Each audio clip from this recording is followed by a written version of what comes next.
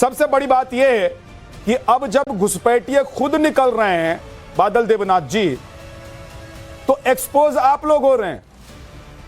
आप लोग कह रहे थे कि कोई घुसपैठिया है ही नहीं, कोई कुछ नहीं है तो केंद्र सरकार भगाए।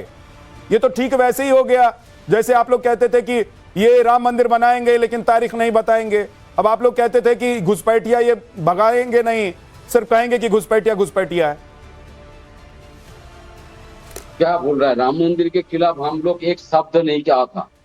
वो लोग जय श्री राम कहते हैं, हम लोग जय सियाराम कहते हैं, बस यही फर्क है और कुछ नहीं। दूसरा बात है, 10 साल 15 साल से घुसपैठिया आ रहा है, घुसपैठिया जा रहा है। ममता दीदी कितने बार कहा बॉर्डर में कौन रहता है? बॉर्डर में बीएसएफ रहता है। बीएसएफ अभी भी डॉक्यूमेंट्स बना के आ रहा है, जाने का काम कर रहा है बीएसएफ। लेकिन जब आते हैं तब होम मिनिस्टर कहां रहते हैं? मैं बोल रहा हूं पहले तो होम मिनिस्टर को तो इस्तीफा देना चाहिए।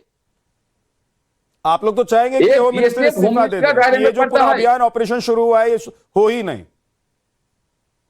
मैं बोल रहा हूं इसका दायित्व किसके ऊपर होता रहता है? बीएसएफ को किसके जिम्मेदारी में? 15 साल में बीएसएफ को जमीन क्यों नहीं दी आप लोगों ने? और दूसरा बात है, आप आंसर मत दीजिए सर। मैं अपने सवाल क्या मैं सवाल पूछ रहा हूं, आप आंसर मत दीजिए कि 15 साल में आप लोगों ने बीएसएफ को जमीन क्यों नहीं सौंपी जो 15 दिन में सौंप दी गई है? उसका भी आंसर दे दूंगा। उसका भी आंसर दे दूंगा। लेकिन सबसे बड़ा दुख की बात है, पूर्व भारत में, ईस्ट इंडिया में कितना शर्म की बात है। 40 साल 50 साल से 30 साल 40 साल से आरएसएस करने वाला व्यक्ति, भाजपा करने वाला व्यक्ति एक एक्सपीरियंस मैन नहीं है।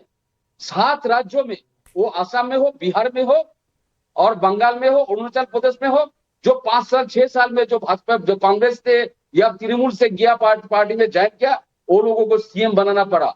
कितना दुख की बात है भाजपा आरएसएस का, जो इनके पास ऐसा 30 साल 40 साल लाने वाला कोई एक्सपीरियंस मैन नहीं जो सीएम बन सकता है। और उसको लेके आप डिबेट कर रहे हैं। शुभेंदु अधिकारी कहा जल्दी जल्दी भागो। लास्ट में मैं कहूंगा विद्यानाथ जी, ये जल्दी भागने का काम देश के 140 करोड़ आपके हैं, ज्यादा दिन और नहीं। ये अत्याचार, इतना अत्याचार बढ़ गया ना। और बंगाल में 15-16 दिन से जितना अत्याचार, जितना तोड़ 1.5 करोड़ लोगों को बेघर कर दिया अभी 15 दिन के अंदर। और इसको लेके अब ज्यादा दिन नहीं, पूरा देश जब आंदोलन से शुरू हो जाएगा पूरा देश में, ये भाजपा पूरा देश से नहीं चल रहेगा। और ये जल्दी भगाइए, लेकिन पहले इस्तीफा होम मिनिस्ट्री को देने को बोलिए। ये आपका जिम्मेदार है, बीएसएफ आपके हाथ में है। और जमीन देने का बात जो आपने कहा, लास्ट में कहूंगा विद्यानाथ जी, तो इसके पहले ममता बनर्जी पहले तो वहां पर तो काटा तक था, तो उसके सूद जी जुड़ गए हैं। अभी आपके पुल खोलेंगे। वो आसाम में, त्रिपुरा में, हरियाणा में, मेघालय में जो काटा तक का बेरा जो है, वो उस समय तो किसी के पास आसाम से तो कोई जमीन नहीं लिया। बंगाल के बारे में आपको बार बार कहना पड़ता है जमीन दीजिए, जमीन नहीं दिया, इसलिए नहीं हुआ, इसलिए नहीं हुआ। लेकिन मेघालय में तो नहीं होता, त्रिपुरा में तो नहीं मांगता है जमीन, तो वहां पर भी तो बॉर्डर है, वहां पर तो बहुत सारे जगह खाली है, तो बहुत सारे जगह है जहां पर काटातार है। तो बंगाल में बहुत सारे जगह है पर काटातार है, तो तब तो कोई जमीन नहीं मांगा था। क्या किया आप लोग? उस समय लेफ्ट के पास नहीं मांगा था, कांग्रेस के पास नहीं मांगा था। कैसे हो गया? तो ये जो सवाल आप लोग करते हैं ना, ये सवाल भाजपा के लिए। बाकी सवालों को जवाब कौशल जी से लूंगा। मेरा एक सवाल है, छोटा सा सवाल है, छोटा सा जवाब दीजिएगा। शुरुआत आपसे की है, ज्यादा वक्त मत लीजिएगा। छोटा सा सवाल है कि मान लीजिए बीएसएफ नाकाम हो गई, 1 मिनट के लिए मैं मान लेता हूं, हालांकि है नहीं लेकिन तब भी मान लेता हूं आपके हिसाब से कि बीएसएफ नाकाम है, देश के जो गृह मंत्री हैं वो नाकाम है, उनको इस्तीफा दे देना चाहिए। मेरा एक सवाल है कि घुसपैठिए आ गए पश्चिम बंगाल में, अब जब घुसपैठिए आ गए तो आप उनका वोटर आईडी कार्ड बनवा रहे थे, आधार कार्ड बनवा रहे थे कि केंद्र को रिपोर्ट कर रहे थे कि देखिए भाई साहब घुसपैठिए आ गए? योजना से पैसे मैं सोचा था 30 लाख घुसपैठियों को आप लोग 30 लाख घुसपैठियों को आप लोग योजना से पैसे दे रहे थे और भारत के नागरिकों का हक मार रहे थे। बादल देवनाथ जी, सोचा था ऐसा कुछ सवाल करेंगे जिसका जवाब मेरे पास नहीं है।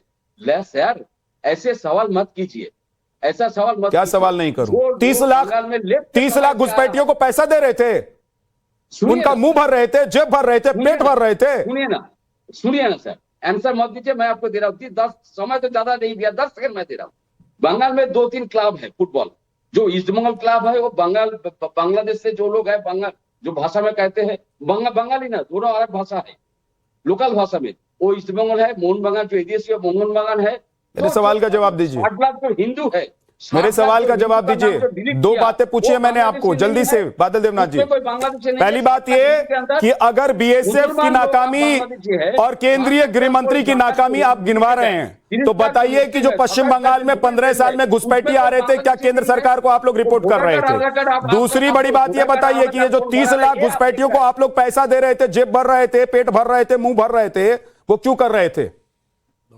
आप सर, आप ये नहीं कह रहे जो 60 लाख हिंदू का नाम डिलीटेड हुआ और 30 लाख मुसलमान का नाम डिलीटेड हुआ, 27 लाख वो जो डिलीटेड हुआ, अगर वो असली वोटर होंगे तो लौट कर आ जाएंगे। सर, कल ही आप लोगों को सुप्रीम कोर्ट ने तमाचा मारा है। कौन किया था? कल ही सुप्रीम कोर्ट ने आप लोगों को तमाचा मारा है। आप मुसलमान का बात कर रहे हैं, कल ही तमाचा पड़ा है आप लोगों को। नाम क्यों नहीं कह रहे? थोड़ा शर्म कीजिए। कौन किया ये तो पता पहले। मेरे 2 सवाल हैं, जवाब देंगे तो बताइए, नहीं तो कौशल कांत जी के पास जा रहा हूं। जो सवाल आपने बीजेपी से पूछा उसका जवाब वो देंगे।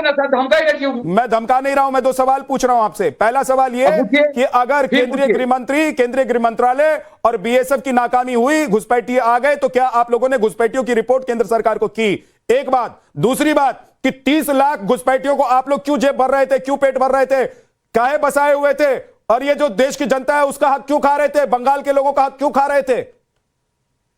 सर, ये आप जैसे बोल रहे हैं ना, ऐसे नहीं होता है। कैसे होता है? आप मान लीजिए अफगानिस्तान से कुछ लोग यहां पर आए, उनका बसवास तो टीएमसी लोग करते हैं। जो लोग आते हैं वो खुद ढूंढ लेते हैं कहां वो रहेगा।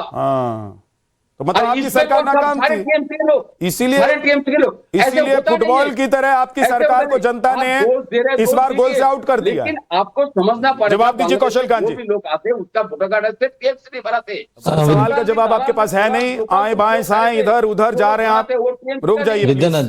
कौशल कांत विद्यानाथ जी, बॉर्डर की फेंसिंग का काम बंगाल को छोड़ करके लगभग सारे देश में 95% से ज्यादा हो चुका है, और बंगाल में ही 550 किलोमीटर से ज्यादा बड़ा एरिया जो ममता जी ने अपने मेहमानों के लिए खोल रखा था, उसकी वजह से अभी अब आंकड़े ही आ गए कि 30 लाख लोगों को भारत के संसाधन पे पाला जा रहा था। क्योंकि उससे वोट आता है और वोट से इनकी राजनीति चलती है। आपको हमें यह मानना पड़ेगा कि लोकतंत्र में डेमोग्राफिक चेंज एक बहुत बड़ा हथियार है। उस चेंज से आप सरकार बदल देते हैं, उस चेंज से सरकार बदलने से देश बदल जाता है। आप देखिए जहां जहां डेमोग्राफी चेंज हुआ है वहां सरकार ही नहीं देश भी बदल जाते हैं। आप सोचिए, डेमोग्राफिक चेंज का एक छोटा सा एग्जाम्पल देना चाहता हूं, और वो बंगाल में नहीं, महाराष्ट्र में एक एफआईआर दर्ज की गई यवतमाल जिले में, जहां पर अरनी तहसील में सदुआ आर्नी की जनसंख्या कुल 1500 थी। वहां पर 3 महीने में, यानी सितंबर, अक्टूबर, नवंबर में 2025 में सिविल रजिस्ट्रेशन में 27,397 लोगों का जन्म रिकॉर्ड किया गया। ये कहां से हो गया कि 1500 जनसंख्या में 27? ये डेमोग्राफिक चेंज देश के लिए खतरा है, और जो भी सरकारें इस डेमोग्राफिक चेंज के बेस पे अपनी 5 साल की सत्ता के जुगत में है, उनका टाइम खत्म हो गया है। और सबसे बड़ा फ्लड गेट था ये 500 किलोमीटर से ज्यादा का एरिया जो बांग्लादेश और के लिए खोल रखा था हमारी ममता बनर्जी। विद्या प्लीज, मैं आपकी देवनाथ जी बाद में बहुत देर मैं रिक्वेस्ट कर एक सवाल कर सकता हूं मैं आपको? एक करके ऐसे नहीं, उनको कंप्लीट करने दीजिए, पहले उनको कंप्लीट, मैं डिस्टर्ब नहीं कर रहा हूं, एक सवाल कर सकता हूं मैं? उनको कंप्लीट करने दीजिए।